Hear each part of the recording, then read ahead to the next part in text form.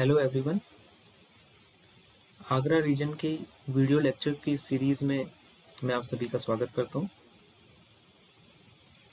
इस वीडियो में आज हम क्लास 12 कंप्यूटर साइंस का एक चैप्टर माई-एसक्यूएल रिवीजन 2 डिस्कस करेंगे। बेसिकली ये जो चैप्टर है क्लास 11 में डिटेल मैनर में डिस्कस किया गया है। तो क्लास 2 में हम लोग इसका एक क्विक रिवीजन टूर करेंगे। तो चलिए स्टार्ट करते हैं। सबसे पहली चीज़, what is DBMS and why to use it. अगर हम लोग कंप्यूटर्स की बात करें तो यहाँ पे एक स्पेसिफिक पर्पस के लिए हमारे पास स्पेसिफिक टाइप का सॉफ्टवेयर होता है। जैसे अगर आपको वीडियो देखनी है तो हमारे पास power DVD, VLC media player, window media player जैसे सॉफ्टवेयर्स हैं। अगर आपको कोई लेटर ड्राफ्ट करना है तो हमारे पास MS वर्ड है, ओपन ऑफिस है। इसी तरीके से अगर आपको एक large amount of information store करनी है तो हमारे पास DBMS है। So what is DBMS? Database management system. ये बेसिकली एक सॉफ्टवेयर है जो यूज़ किया जाता है डेटा को efficiently, large volume of data को एफिशिएंटली स्टोर करने के लिए। अब ये जो DBMS है ये इन अ कंप्यूटर वर्ल्ड बहुत पॉपुलर है। तो इसके बहुत सारे रीजंस हैं जिसमें से कुछ हम लोग यहाँ डिस्कस करेंगे। First one is data redundancy. जो DBMS है वो क्या करता है? रिड्यूस करता है डेटा रिडंडेंसी को। और डेटा रिडंडेंसी का मतलब होता है रिपीटेशन ऑफ डेटा। डेटा एक ही है बट उसकी डिफरेंट लोकेशंस पे उसकी बहुत सारी कॉपीज पड़ी हुई है। अननेसेसरी वो क्या है? रिपीट हो रहा है। Second is inconsistency. तो डेटा इनकंसिस्टेंसी को भी जो डेटाबेस है DBMS है वो बहुत हद तक कंट्रोल करता है। इन दोनों चीज़ों को एक एग्जांपल से समझते हैं हम लोग। सपोज आप जिस भी स्कूल में पढ़ते हैं वहाँ पे आपका जो नाम है दैट इज़ अ डेटा। आपका जब आपने एडमिशन लिया तो आपका नाम एक ऐसा रजिस्टर में लिखा गया। उसके बाद सेम नाम आपकी क्लास टीचर सर या मैम ने आपके क्लास टीचर रजिस्टर में लिखा। देन लाइब्रेरी में आपका अकाउंट बना तो लाइब्रेरी में लिखा गया। फीस रजिस्टर में लिखा गया। आपके एग्ज़ाम डिपार्टमेंट में जो आपके मार्क्स डिफरेंट सब्जेक्ट्स में आते हैं उनकी जो मार्क्स स्लिप बनती है वहाँ लिखा गया। मतलब डेटा एक ही है बट उसकी बहुत सारी कॉपीज़ बन गई, बहुत लोकेशन पे उसे क्या किया गया? राइट किया गया, लिखा गया। तो दिस इज़ डेटा रिडंडेंसी। एक ही डेटा है बट उसकी बहुत सारी कॉपीज़ बन गई है। अब इसके बहुत सारे डिसएडवांटेजेस हैं। आपको एक ही डेटा डिफरेंट लोकेशन पर स्टोर कर रहे हैं तो आपको उसके लिए स्टोरेज स्पेस या रिसोर्सेज ज़्यादा चाहिए, प्लस डेटा को सर्च होने में भी ज़्यादा टाइम लगेगा। तो डेटा रिडंडेंसी का एक और जो इसका ड्रॉबैक है, it can create data inconsistency. अब हुआ क्या, सपोज आपका जो डेटा था, आपका जो नाम था उसमें कुछ करेक्शन था, तो आपने क्लास टीचर मैम को बोला कि मैम मेरे नाम में ये करेक्शन है, तो उन्होंने अपने रजिस्टर में उसे कर दिया। बट क्योंकि आपका नाम बहुत सारी लोकेशंस पे है, बहुत सारी फाइल्स में लिखा गया है, बहुत सारे टेबल्स में लिखा गया, अगर डेटाबेस की बात करें हम लोग तो हो क्या रहा है कि एक जगह तो आपका नाम करेक्ट है बट और डिफरेंट जो उसकी कॉपीज बनी हुई है वहाँ पे वो क्या है? रॉन्ग है। तो ये क्या हो गया? It is data inconsistency. Data consist नहीं रहा, डेटा इनकन्सिस्ट हो गया। एक ही डेटा है बट डिफरेंट फॉर्म्स में डिफरेंट लोकेशंस पे लिखा गया है या स्टोर है। सो डेटाबेस इन दोनों ही चीज़ों को रिड्यूस करता है, डेटा रिडंडेंसी को।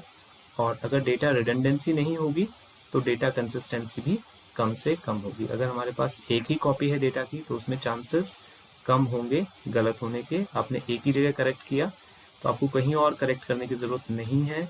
बट अगर उसकी बहुत सारी कॉपीज़ बनी हुई है तो आपको बहुत सारे लोकेशन पे उसे करेक्ट करना पड़ेगा, या फिर अगर वो अनकरेक्ट रहता है, रॉन्ग रहता है डिफरेंट लोकेशंस पे, तो ये लीड होगी डेटा इनकन्सिस्टेंसी को।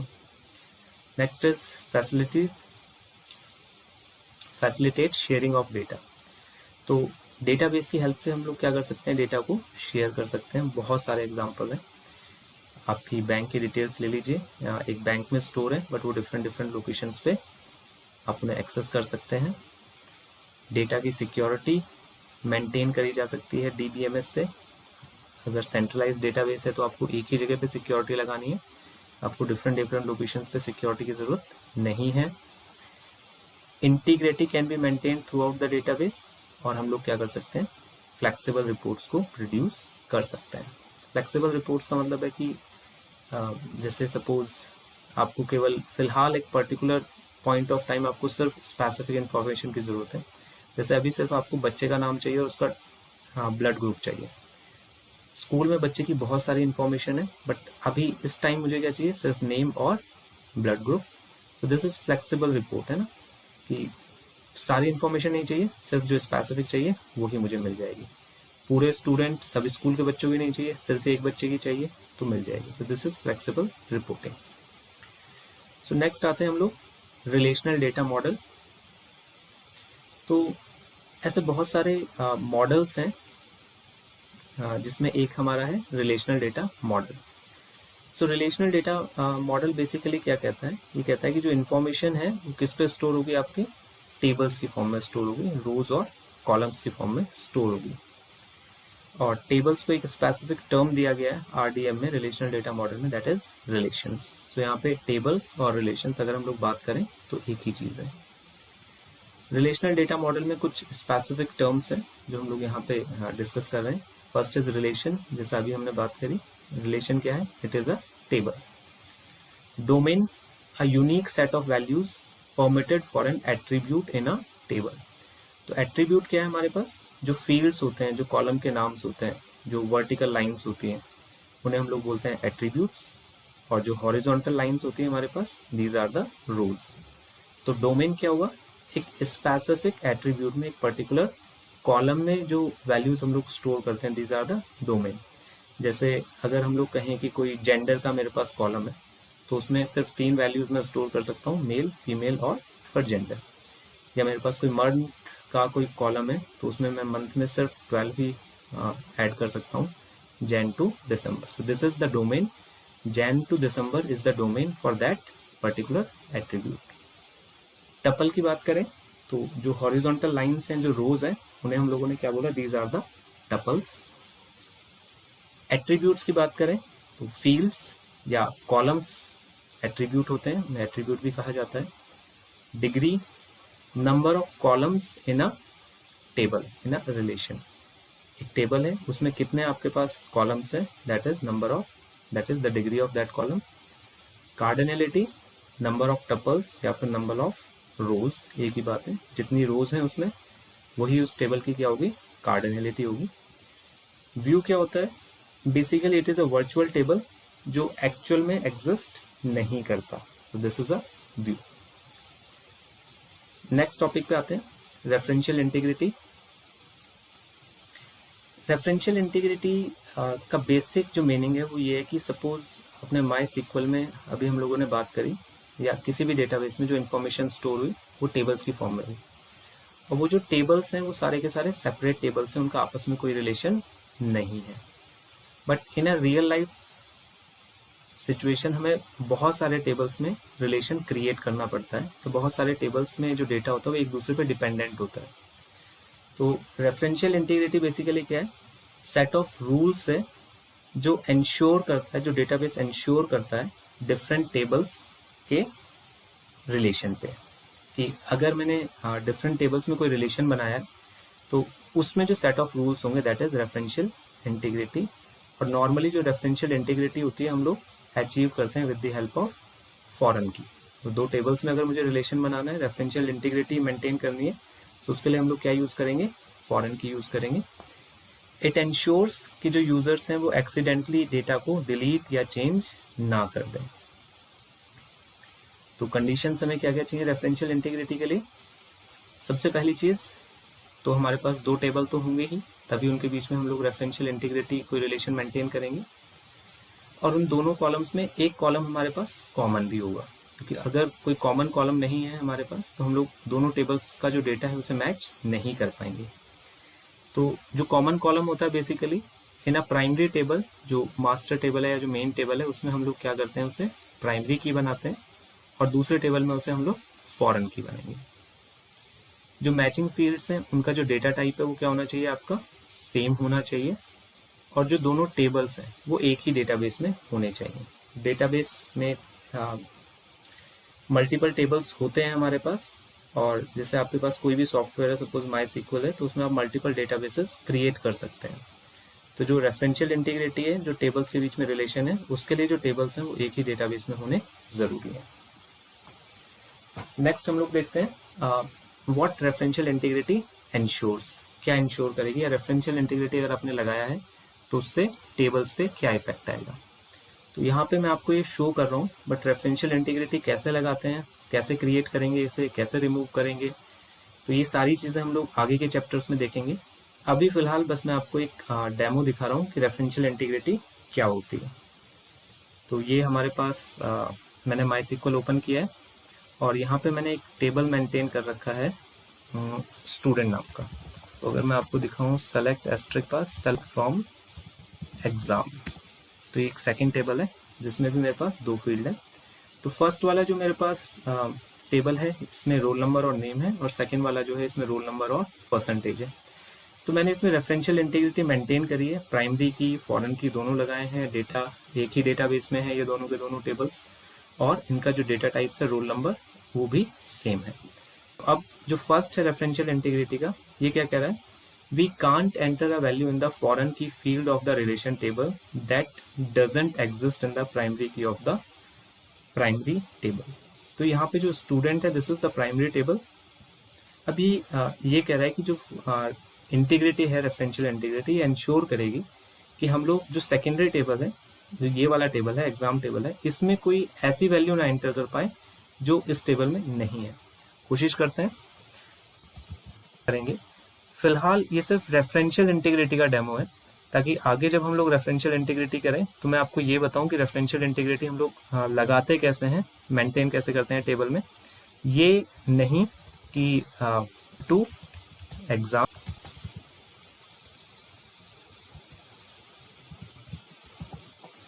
एंटर हो गई, तो जो सेकंड टेबल है उसमें सिर्फ वही वैल्यू एंटर हो सकती है जो आपके पास प्राइमरी टेबल में जिसको आपने मैच किया है। तो रोल नंबर यहाँ पे मैच हो रहे हैं मेरे पास, ये प्राइमरी की है, यहीं यहाँ पे फॉरेन की है, तो वही वैल्यूज आएंगी जो मेरे पास स्टूडेंट में रोल नंबर में है, वही यहाँ पे एंटर हो सकती है, दूसरे रोल नंबर एंटर नहीं हो सकता। सेकंड ये कह रहा है we can't delete a record from the primary table. ये जो प्राइमरी टेबल है हमारे पास स्टूडेंट, इससे हम लोग कोई रिकॉर्ड डिलीट नहीं कर सकते अगर वो रिकॉर्ड एग्जाम में है। देखते हैं डिलीट करके, delete from student where roll number equals to 3। Again error आ रही है कि हम इसे डिलीट नहीं कर सकते क्योंकि यहाँ पे क्या लगा हुआ है, प्राइमरी कंस्ट्रेंट लगा हुआ है जो फेल हो रहा है। तो सेकंड हमारे पास क्लियर हो गया। और थर्ड स्टेटमेंट कह रहा है we can't change a primary key value in the primary table if that record has related record. तो अगर यहाँ पे हमारे पास प्राइमरी जो मेरे पास टेबल है, स्टूडेंट की बात कर रहे हैं, student is the primary table, तो इसमें किसी update set roll number equals to where roll number equals to 1, तो अगेन ये एक एरर आ जाएगी। तो ये तीनों चीज़ें हम लोगों ने यहाँ पे देखी कि अगर मैं कहीं पे रेफरेंशियल इंटीग्रिटी मेंटेन करता हूँ, उसके लिए जो भी चीज़ें चाहिए वो एक टेबल पे लगा देता हूँ, तो टेबल ये सारी चीज़ों को इंश्योर करेगा। हालांकि हम लोग इन्हें चेंज भी कर सकते हैं, but this is the default behaviour, ये सारी चीज़ें इंश्योर होती हैं। ठीक है, नेक्स्ट इज माई सीक्वल। अब अभी तक हम लोग डेटाबेस की बात कर रहे थे, अब माई सीक्वल की बात करते हैं। सो माई सीक्वल बेसिकली एक freely available open source database है, freely available open source RDBMS है, रिलेशनल डेटाबेस मैनेजमेंट सिस्टम। तो फ्रीली अवेलेबल का मतलब है कि आप इसे डाउनलोड कर सकते हैं, ओपन सोर्स इसका सोर्स कोड अवेलेबल है, आप उसे भी डाउनलोड कर सकते हैं। और it is based on client server architecture. जो आर्किटेक्चर है वो कैसा है, क्लाइंट सर्वर, एक मशीन होगी जिसमें सर्वर होगा और दूसरी मशीन्स क्या करेंगी, उसे क्लाइंट होगा और क्लाइंट रिक्वेस्ट करेगा, सर्वर उसकी रिक्वेस्ट को फुलफिल करता है। तो क्लाइंट जैसे हमारे पास ब्राउजर है, दिस इज द क्लाइंट, ये किसी चीज़ के लिए रिक्वेस्ट कर रहा है और ये वेब सर्वर पे जाएगी, वेब सर्वर उसे फुलफिल करेगा, आपको वेबसाइट का पेज ला के देगा। तो इसी तरीके से क्लाइंट जो होगा वो MySQL सर्वर से रिक्वेस्ट करेगा और MySQL सर्वर डेटाबेस में से वैल्यूज़ को फैच करेगा और क्लाइंट को रिटर्न करेगा। तो एक नॉर्मल कंप्यूटर सिस्टम में हम लोग अपने एजुकेशन पर्पस के लिए हम लोग MySQL का सर्वर इसी सिस्टम में इंस्टॉल कर लेते हैं, तो हमारे पास सर्वर और क्लाइंट दोनों एक ही सिस्टम में हो जाता है। तो नेक्स्ट है हमारे पास MySQL एंड SQL। अब SQL आता है, तो SQL is basically the structured query language. So ये एक क्वेरी लैंग्वेज है जिसे नॉर्मली जितने भी डेटाबेसेस हैं वो सारे के सारे डेटाबेसेस इसे यूज करते हैं। All the RDBMS use SQL as their standard database language. तो अगर आपको किसी भी डेटाबेस में से कोई भी इंफॉर्मेशन चाहिए या उसके साथ कम्युनिकेशन करना है, तो जो क्वेरी हमें लैंग्वेज हम लोग यूज करते हैं दैट इज SQL। नेक्स्ट जो SQL स्टेटमेंट्स हैं इनका क्लासिफिकेशन है। तो ये जो SQL स्टेटमेंट्स है ये बेसिकली बहुत सारी बुक्स में डिफरेंट टाइप से इन्हें क्लासीफाई किया गया है। कुछ जगह से 3 पेयर्स में डिवाइड किया गया है, कुछ में 4, कुछ में 5। तो नॉर्मली यहाँ पे हम लोग डिस्कस कर रहे हैं कि हम लोग इन्हें 4 पार्ट्स में डिवाइड कर रहे हैं। तो first one is data definition language.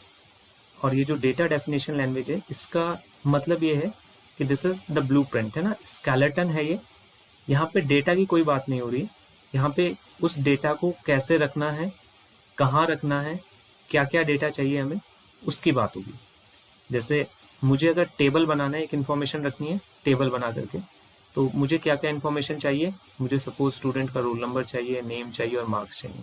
तो यहाँ पे मैंने अभी स्टूडेंट का नाम सपोज ABC, अमित, सुमित ये सब नहीं है। हमने क्या डिसाइड करा कि हमें क्या चाहिए, स्टूडेंट का रोल नंबर, नेम और marks. So this is the skeleton, table का स्केलेटन है। तो जहाँ कहीं भी हमें डेटा के स्केलेटन या ब्लूप्रिंट की बात होती है, जो कमांड्स हमारे लिए इस वर्क को करती हैं वो सारी की सारी कमांड्स हमारी DDL कैटेगरी में आती हैं। जैसे क्रिएट, क्रिएट से हम लोग क्या करते हैं, क्रिएट से हम लोग डेटाबेसेस क्रिएट करते हैं, हम लोग टेबल्स क्रिएट करते हैं। तो क्रिएट, ड्रॉप से हम लोग डेटाबेसेस को रिमूव करते हैं या टेबल्स को रिमूव करते हैं। ऑल्टर से टेबल का जो स्ट्रक्चर होता है वो सारी चीज़ें चेंज होती हैं। तो ये सारी के सारे, यहाँ पे डेटा का कोई मतलब नहीं हुआ, बस उस डेटा का जो स्केलेटन है, उसका जो ब्लूप्रिंट है, उससे रिलेटेड जो कमांड्स हैं वो सारी किसमें आई, हमारी DDL में आई। Second DML, data manipulation language. ये वाली जो कमांड्स हैं मैक्सिमम हम लोग यूज करते हैं अपने डेटाबेसेस में। वो सारी कमांड्स जो डेटा से रिलेटेड होती हैं, they comes under the category of data manipulation language.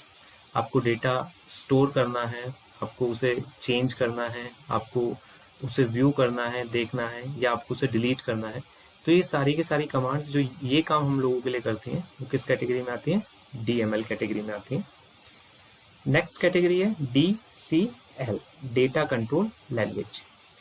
तो यहाँ पे जो DCL कैटेगरी है ये बेसिकली रिलेटेड है डेटा को परमिशंस, मतलब यूजर को परमिशंस देने से और उन परमिशंस को हटाने से। तो हम लोग क्या कर सकते हैं, एक डेटाबेस में डिफरेंट टाइप के यूजर्स क्रिएट कर सकते हैं और उन यूजर्स को डिफरेंट परमिशंस दे सकते हैं। जैसे कोई यूजर है वो सपोज डेटा को केवल व्यू कर सकता है, वो उसमें कुछ चेंजेस नहीं कर सकता। अगर मैं एक क्लास टीचर हूँ और मैंने एक बच्चों का टेस्ट लिया है, तो मैं ये चाहूँगा कि जो मैं लिस्ट दिखा रहा हूँ बच्चों को, बच्चे केवल उसे देखें, उस लिस्ट में चेंज ना कर पाए। तो इस टाइप की परमिशंस हम लोग डेटाबेस में भी दे सकते हैं। और जो कमांड्स बेसिकली यूज होती हैं इन टाइप की परमिशंस को देने के लिए, they are grant and revoke. Grant for assigning the permission and revoke for removing the permission. इसी में जो लास्ट हमारे पास कैटेगरी है that is transaction control language, TCL। So ये ट्रांजेक्शन से रिलेटेड कमांड्स हमारे पास आती हैं, वो इस कैटेगरी के अंदर आएंगी।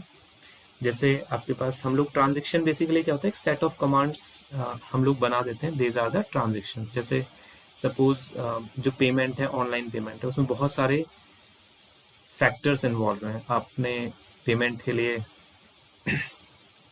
पेमेंट इनिशिएट किया है, तो उसके बाद आपसे आपका कार्ड नंबर या नेट बैंकिंग का जो भी वे है जिससे थ्रू आप पेमेंट करना चाहते हैं, ऑनलाइन बैंकिंग है, वो मांगा जाएगा। बैंक से ऑथेंटिकेट होगा, चेक होगा कि आपके अकाउंट में इतने पैसे हैं या नहीं है। अगर आप मोबाइल रिचार्ज करा रहे हैं तो मोबाइल की जो फर्म है जो आपको प्रोवाइड करा रहा है सर्विसेज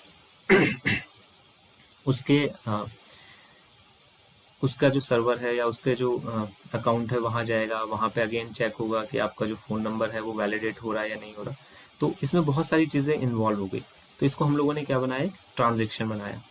अब ये जो ट्रांजेक्शन बनेगा ये ऐसा हो सकता है कि सक्सेस हो जाए, ऐसा हो सकता है कि फेल हो जाए। बीच में सपोज लाइट चली गई, आपने ओटीपी गलत डाल दिया या कार्ड के नंबर में कुछ मिस्टेक हो गई, तो ऐसा हो सकता है कि वो चीज़ें क्या हों, बीच में कुछ गड़बड़ हो जाए।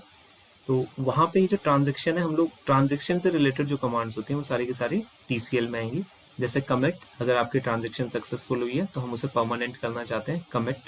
ट्रांजेक्शन में कुछ गड़बड़ हो गई है तो हम चाहते हैं कि पुराने स्टेज पे आ जाएं, रोल बैक। जैसे आपने रिचार्ज करा, आपके अकाउंट से पैसा गया बट रिचार्ज नहीं हो पाया, सो विद इन 2 और 3 डेज जो भी उसका टाइम पीरियड है उतने में वो पैसा या इंस्टेंट भी वो जो अमाउंट है वो आपके अकाउंट में वापस आ जाएगा बिकॉज ऑफ रोल बैक। वहाँ पे क्या हो रहा है, बैकग्राउंड में रोल बैक चल रहा है, मतलब वापस प्रीवियस स्टेट पे आ जाओ।